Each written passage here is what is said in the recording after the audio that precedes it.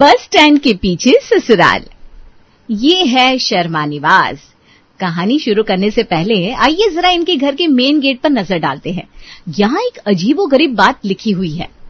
अतिथि देवो भव, शुभ लाभ और सुस्वागतम लिखी घर तो आपने बहुत देखे होंगे, लेकिन ये घर थोड़ा अलग है। यहाँ दरवाजे पर लिखा हुआ है, शर्मा जी कल मिलेंगे। अब इस शर्मा जी के कल मिलने का राज आइए शुरू से जानते हैं। सुबह का समय था। अदिति जल्दी जल्दी रसोई का काम निपटा रही थी, तभी सास रेणुका के फोन की घंटी धन धना उठती है। अरे माँ जी, आपका फोन कब से टर टर कर रहा है, उठाती क्यों नहीं आप? अरे जाने देना, बजता है तो बजने देना। आस पीटे को कोई मेरी खैरियत पूछने को फोन नहीं कर रहा, साफ पता है मुझे। कम वक्त फिर किसी भूले बिसरे रिश्तेदार को याद आ गया होगा कि हमारा घर बस अड्डे के पीछे है। कैसी बात करती हैं आप माँ जी, फोन उठाइए तो सही। ऐसे कैसे पता चलेगा बिना फोन उठाए कि कौन कॉल पर है? क्या पता कोई जरूरी कॉल हो। बहू की बात सुनकर सास जाकर अपना फोन उठाती है। दूसरी ओर से, अरे नमस्कार बहन जी, पहचाना? विनीता बोल रही हूँ। विनीता? नहीं भाई, हम किसी विनीता को नहीं जानते। क्या जीजी, आप बिना कमाल करती हैं, भूल गई? आपका मायका रामपुर में है ना? हमारा मायका तो रामपुर में ही है, लेकिन हमारे मायके में विनीता नाम का कोई भी नहीं है। दिमाग पर जोर डालिए। आपका मायका 9 नंबर गली में था। बस 9 नंबर गली के दाएं मुड़कर जो 5वां मकान था वो मेरे ही पिताजी का था। याद है बचपन में कितनी बार आप हमारे पेड़ से आम तोड़ने आती थी? भाई सच बताएं तो हमें तो याद नहीं आ रहा, लेकिन अब आप कह रही हैं तो आते होंगे। जी, बचपन का साथ है हमारा, इसीलिए आज आपको याद किया। बस एक छोटा सा ना काम था आपसे, अगर हाँ बोल दे तो बड़ी मेहरबानी हो जाएगी आपकी। मुझे पता था जरूर बस अड्डे का ही कोई ग्राहक होगा, वरना कौन ऐसे 40 साल पुरानी रिश्तेदारियां जोड़ने को फोन करता है। कहने वाले एकदम ठीक कह गए, अपना मतलब पड़ता हो तो लोग गधे को भी बाप बनाने से पीछे नहीं हटते। क्या बात है जीजी, कहाँ खो गई आप तो कुछ बोल ही नहीं रही। अरे नहीं कहीं नहीं, आप बताइए, आपको अचानक से ऐसा क्या काम आ पड़ा जो मेरी याद आ गई? वो क्या है ना, आपके शहर में ही मेरी बेटी मेडिकल की तैयारी करने के लिए आई हुई है। अब ये तो आप समझ रही है ना, रोज रोज 4 घंटे का सफर करके उदयपुर आना जानना संभव नहीं है। इसलिए जब बिटिया के पास कोई जरूरी सामान भिजवाना होता है ना तो बड़ी मुसीबत हो जाती है। अब बड़े प्यार से देसी घी के लड्डू बनाए थे घर में, बाकी सबने तो खा भी लिए, लेकिन जब तक वो लड्डू बिटिया के पास नहीं पहुंच जाएंगी मेरे मन को ना चैन नहीं मिलेगा। माँ का दिल कैसा होता है ये तो आप जानती है। अब चिंता मत करिए, आपको ज्यादा कुछ नहीं करना है। हमारे यहाँ से जो बस चलती है ना, उसके ड्राइवर को हमने लड्डू का डब्बा पकड़ा दिया है। अब दोपहर को 2 बजे जाकर वो डब्बा ड्राइवर से ले लीजिएगा। बस का नंबर और ड्राइवर का फोन नंबर हम आपको अभी आपके नंबर पर व्हाट्सएप कर देंगे। अरे लेकिन आपकी बेटी के लड्डू लेकर मैं क्या करूंगी? मैं कुछ समझी नहीं बहन जी। जी देखिए, आपको बस वो ड्राइवर से लड्डू का डब्बा लेकर अपने घर रखना है। शाम को 4 बजे मेरी बेटी आकर आपकी यहाँ से वो डब्बा ले जाएगी। अब बेगाने शहर में आप एक ही तो अपनी मिली है, उसको आएगी तो अपनी मौसी से भी मिल लेगी। कल को कोई दुख परेशानी होगी, किसी संकट में पड़ेगी बच्चे, तो ऐसे में कौन काम आएगा? बुरे वक्त में अपने ही तो काम आते हैं ना। मौसी? कौन मौसी? आपकी बहन भी आने वाली है क्या उसके साथ?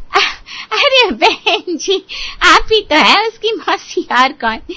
अब आप मेरे मायके की सहेली है तो इस नाते बिटिया की मौसी हुई ना। हैं? सहेली? मुझे तो शक्ल क्या नाम भी याद नहीं है और ये मुझे अपनी सहेली बता रही है। अच्छा ठीक है, ले लेंगे हम। जी बस एक बात और कहनी थी। अब जब रिद्धि आपके यहाँ लड्डू लेने आए ना, तब चाय नाश्ते के साथ उसके लिए थोड़ी प्याज की कुरकुरी पकौड़ियां तल दीजिएगा। वो क्या है ना, मेरी रिद्धि की फेवरेट है। अब इतनी दूर हूँ मैं तो बना नहीं सकती। अब समझती है ना माँ का दिल कैसा होता है। हाँ समझती हूँ। ठीक है, नमस्ते, रखिए। क्या माँ जी, कहाँ तो आप फोन उठाना नहीं चाहती थी और एक बार फोन उठा लिया तो रखने का नाम नहीं ले रही है। किसी पुराने रिश्तेदार का फोन आ गया क्या? मैंने कहा था ना फोन उठाने की जरूरत नहीं है, लेकिन तू ना बहू मेरे पीछे पड़ जाती है। अब ले लो मजा। रामपुर में रहने वाली किसी विनीता का फोन था। अरे मैं तो जानती भी नहीं हूँ, पता नहीं कौन है, कहाँ से मेरा नंबर पा गई। कह रही है उसकी बेटी हमारे शहर में पढ़ने के लिए आई है, बस अड्डे पर अपनी बेटी के लिए लड्डू भेजा है। वही लड्डू लेने के लिए 2 बजे जाना है और फिर 4 बजे उनकी बेटी रिद्धि वो लड्डू लेने हमारे घर आएगी। सिर्फ इतना ही नहीं, जब उनकी बिटिया रानी हमारे घर लड्डू लेने आए तो उसे चाय नाश्ते के साथ गर्मा गर्म पकौड़ी भी खिलानी है। क्या बात कर रही है माँ जी आप? और इतनी गर्मी पड़ रही है, दोपहर में 2 बजे कौन जाएगा बस अड्डे पर? तू ही जाएगी और कौन जाएगा? तुझे बहुत भलाई लेने की पड़ी हुई थी ना, तू ही मेरे पीछे लगी थी, फोन उठाइए। अब पीछे क्यों हट रही है? देखिए माँ जी, ये आपके मायके वालों का मैटर है, मेरा इससे कोई लेना देना नहीं है, मुझे माफ करिए। और वैसे भी दोपहर में 2 बजे मेरे पास बहुत सारे काम होते हैं। मैं बस अड्डे पर लड्डू का डब्बा लेने जाऊंगी तो फिर घर पर लंच कौन बनाएगा?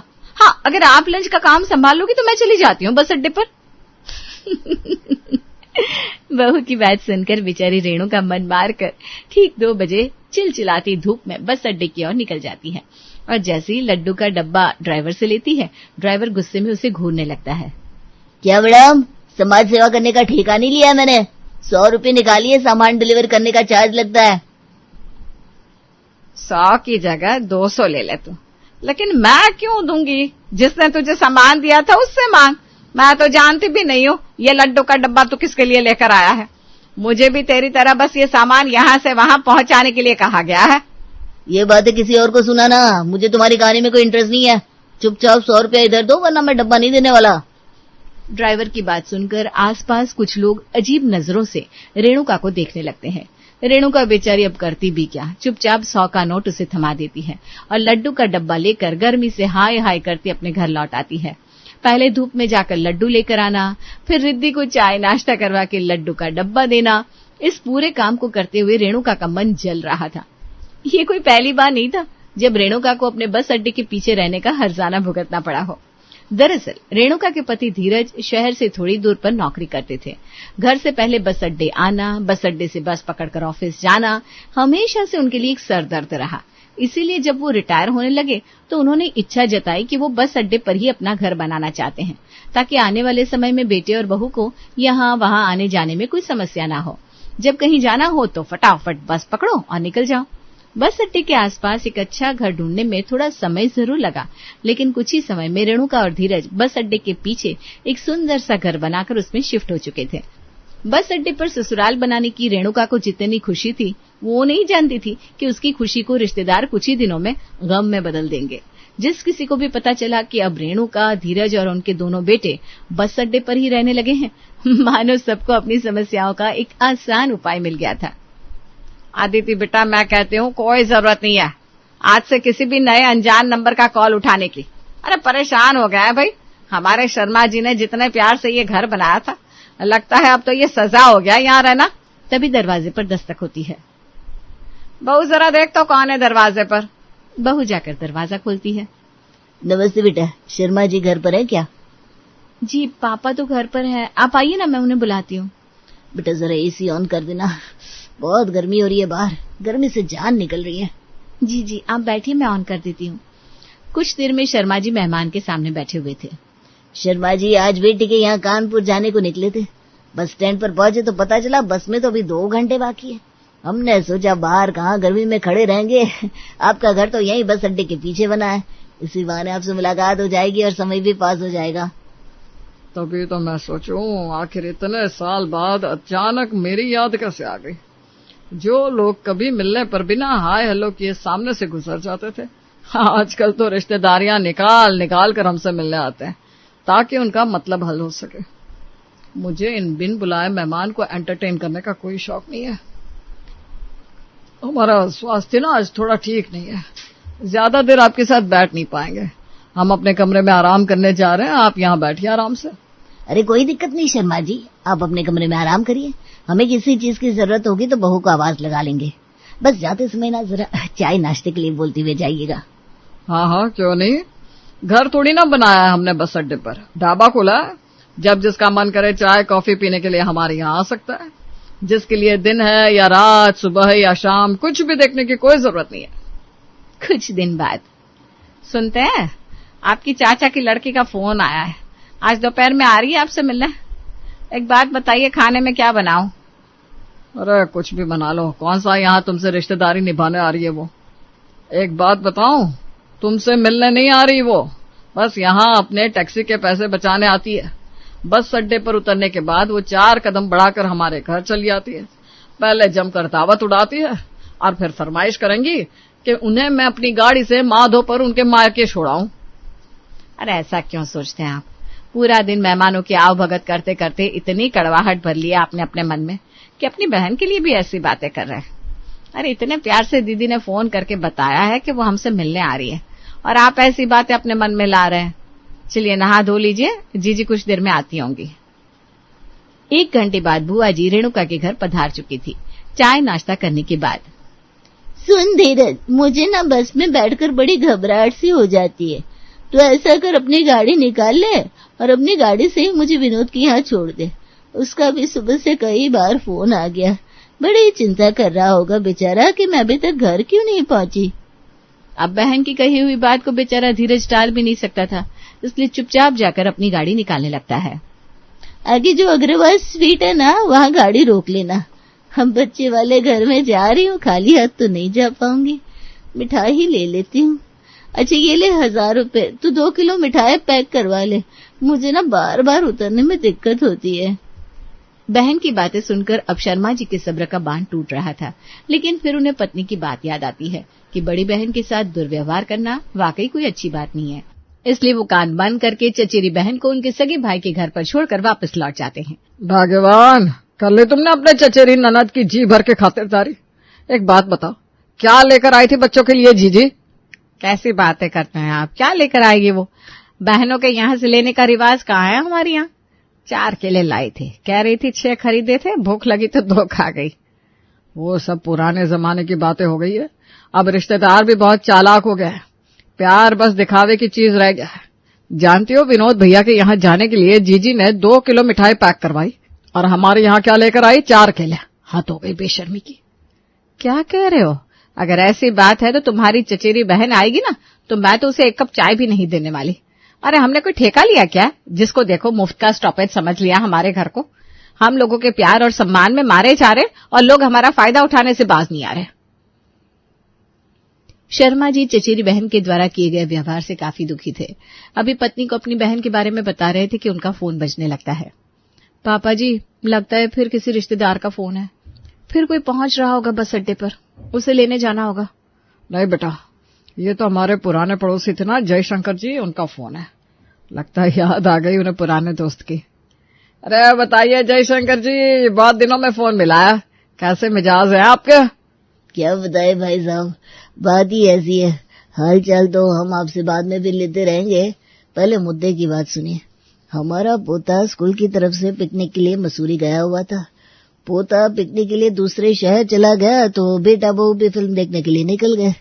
अब अचानक स्कूल की बस खराब हो गई और स्कूल की तरफ से सारे बच्चों को बस स्टैंड पर उतारे। बेटा बहू तो घर पर है नहीं, तो बच्चों को लेने के लिए जा नहीं सकते। अब जरा हमारे पोते को बस स्टैंड से लेते आइए। आपका घर तो वहीं बस अड्डे पर है ना, दिन भर आपके यहाँ ही रह लेगा बच्चा। शाम को लौटते समय बेटा आपके यहाँ से चिंटू को ले लेगा। अरे लेकिन ऐसे कैसे स्कूल बच्चा मुझे सौंप देगा? आप खुद आ जाइए, वो मुझे जानते थोड़ी ना है। भाई साहब, मैं आ सकता तो आपको तकलीफ ही ना देता। मैं खुद अपनी बेटी के यहाँ आया हूँ। अब आप ना बातें करने में समय खराब मत करिए, जल्दी निकलिए। धूप बड़ी तेज है, बेचारा वहाँ खड़ा परेशान होता रहेगा। बेचारे शर्मा जी एक बार फिर इस बस अड्डे के चक्कर में फंस गए थे। गुस्सा तो उन्हें बहुत आ रहा था, लेकिन आखिर करते भी क्या, चुपचाप कपड़े बदलने लगते हैं। अरे पापा जी, इतनी दोपहर में कहाँ जा रहे हैं आप? किसका फोन था? कोई इमरजेंसी है क्या? बस ना पूछो, वही अच्छा है बेटा। शॉर्ट में इतना समझ लो कि हमारे पुराने पड़ोसी फिल्म देखने गए हैं, इसलिए आज उनका बच्चा हम संभालेंगे। ये क्या बात है पापा जी, वो फिल्म देखे और उनके बच्चे को धूप में रिसीव हम करें और पूरा दिन हम संभाले भी? हाँ बेटा, पहले लेकर आओ, उसके बाद पूरा दिन संभाले भी हम ही, क्योंकि उसके माँ बाप तो शाम को आएंगे लेने। अरे पिक्चर छोड़कर थोड़ी ना आएंगे बेचारे। शर्मा जी जाकर बच्चे को तो ले आए थे, लेकिन घर आने के बाद बच्चा अदिति और उसकी सास की नाक में नकेल डाल देता है। अंकल मुझे कुछ खाने को दो ना। अच्छा क्या खाएगा बेटा? बिस्किट लाऊं तेरे लिए? बिस्किट कौन खाता है आजकल? मेरे लिए पिज्जा मंगवा दो। दाल रोटी बनी है, वही खा लो, हमारे यहाँ कोई पिज्जा पिज्जा नहीं खाता। आप लोगों को नहीं खाना तो मत खाओ, मेरे लिए मंगवा दो।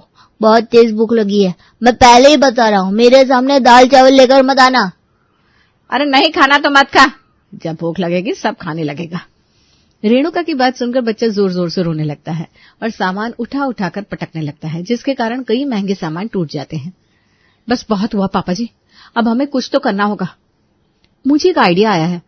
मैं ना एक बड़ा सा बोर्ड बनवा कर लाती हूँ, और जैसे लोग अपने घर के बाहर लिखवाते ना, कुत्ते से सावधान, हम लिखवाएंगे शर्मा जी कल मिलेंगे। जब शर्मा जी घर पर होंगे ही नहीं तो बस अड्डे कैसे जाएंगे? अब ना शर्मा जी बस अड्डे जाएंगे, न किसी को पिक एंड ड्रॉप करेंगे, और इस तरह हमारे जीवन में सुकून आ जाएगा। आइडिया तो अच्छा है बेटा, लेकिन जो लोग फोन करके जान खा रहे हैं उनका क्या करे? पापा जी, आपकी कॉलर ट्यून, रिंगटोन सबकी जगह अब सिर्फ एक ही बात गूंजेगी, और वो बात है शर्मा जी कल मिलेंगे, शर्मा जी घर पर नहीं है। अब जब घर पर नहीं होंगे तो बस अड्डे जाकर विशेष सुविधाएं कैसे दे पाएंगे? तो बस ये तय हो गया था। अब शर्मा जी अपनी कॉलर ट्यून सुनाकर लोगों को अलर्ट कर रहे थे कि शर्मा जी उनकी बातों में नहीं आने वाले। एक दिन मेरी बहन तनीषा का उनके पास कॉल आता है, लेकिन शर्मा जी फोन उठाने की बजाय बार बार कॉलर ट्यून सुनाकर बहन को भगाना चाहते थे। जब कई बार फोन करने के बाद भी शर्मा जी फोन नहीं उठाते तो उनकी बहन अपने बेटे को शर्मा जी के घर भेज देती है। शर्मा जी के घर पहुंचकर वो देखता है कि बाहर ही बड़ा सा बोर्ड लगा है जिस पर लिखा है शर्मा जी कल मिलेंगे। वो बेचारा बोर्ड पढ़कर काफी कंफ्यूज हो जाता है। फिर घंटी बजाता है तो सामने से शर्मा जी ही दरवाजा खोल देते हैं। अरे मामा जी, ये क्या लिखा है बाहर बोर्ड पर? आप तो घर पर है। मामा जी? कौन मामा जी? शर्मा जी घर पर नहीं है, कल मिलेंगे। अरे सुनिए तो, मम्मी ने कहलवाया है कल हमारे एक जानने वाले इधर से जाएंगे, उनको थोड़ी देर के लिए। बहू दरवाजा बंद करो, और जो भी आए उसे बाहर से ही वापस भेज देना। कह तो दिया शर्मा जी घर पर नहीं है, फिर भी लोगों को समझ में क्यों नहीं आता? इतना कहकर शर्मा जी खट से दरवाजा बंद कर देते हैं और बुआ जी का बेटा गुड्डू हैरान परेशान वहां से लौट जाता है। धीरे धीरे सबके बीच ये खबर फैल जाती है कि शर्मा जी आजकल किसी की मदद नहीं करते, और इस तरह फाइनली शर्मा जी बेशर्म बनने के बाद बस अड्डे वाली मुसीबत से छुटकारा पा लेते हैं।